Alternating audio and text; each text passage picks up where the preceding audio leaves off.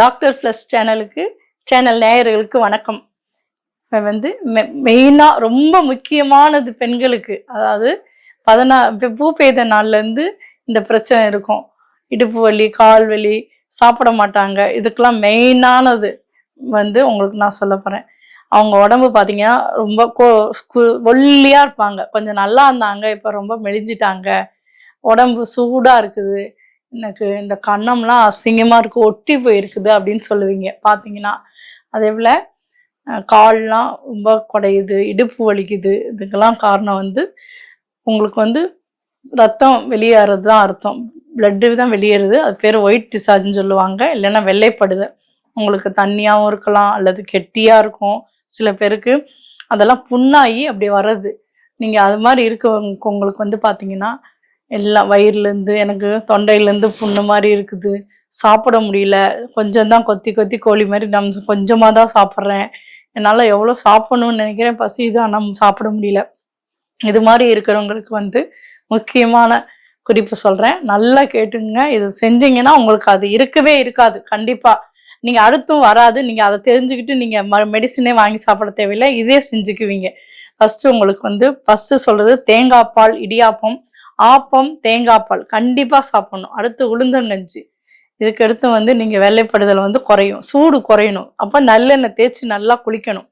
வாரத்தில் ஒரு நாள் வெள்ளிக்கிழமை, நான் சொல்கிறது செவ்வாய் அல்லது வெள்ளி, இந்த 2 நாளில் தான் நீங்கள் குளிக்கணும். உடம்பு ஃபுல்லாக நான் தலைக்கு மட்டும் வச்சுட்டு குளிக்கிறேன் அப்படின்னு சொல்கிறது கிடையாது. உடம்பு ஃபுல்லாக தேய்ச்சி குளிக்கணும், ஆயில் பாத் எடுக்கணும் கண்டிப்பாக. இப்படி இருக்கும் உங்களுக்கு. அப்போ உங்களுக்கு வந்து இதை நான் சொல்கிறது அன்னைக்கு வந்து நீங்கள் வந்து குளிர்ச்சியானது சாப்பிடக்கூடாது. சாதா ரசம், மிளகு ரசம் இப்படி வச்சு சாப்பிட்டுக்குங்க. எண்ணெய் தேய்ச்சி குளிக்கிற அன்னைக்கு சளி பிடிக்காது. இது சொல்கிறாங்க சில பெண்கள் வந்து, எனக்கு எண்ணெய் தேய்ச்சி குளித்தா சளி பிடிக்குது, அதனால் நான் குளிக்கல, எனக்கு நீங்கள் சொல்கிறீங்களேன்னு கேட்குறீங்க. அப்படி கிடையாது.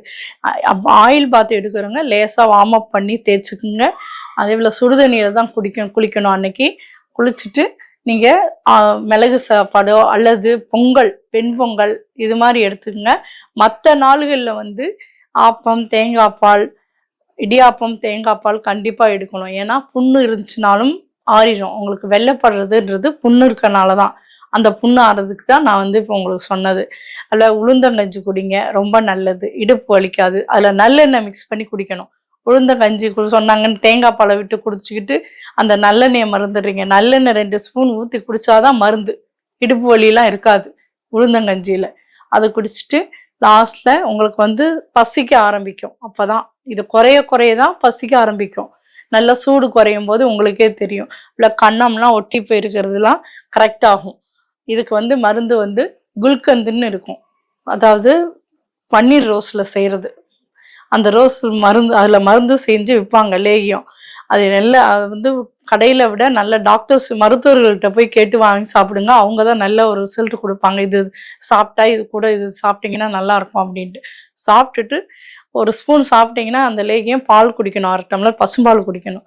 குடிச்சிங்கன்னா உங்களுக்கு நல்ல ஒரு ரிசல்ட்டு. அடுத்து வெள்ளைப்படுதல இருக்காது, அதை நீங்களே தெரிஞ்சுக்கலாம். அந்த கண்ணை ஒட்டி இருக்கிறது, நான் உங்களுக்கு என்னென்ன செஞ்சோம், சாப்பிட முடியாது, எப்போ பார்த்தாலும் குறுகி படுத்துக்கிறது, இடுப்பு வலின்னு உட்கார முடியாது, இதெல்லாம் கண்டிப்பாக சரியாயிடும்.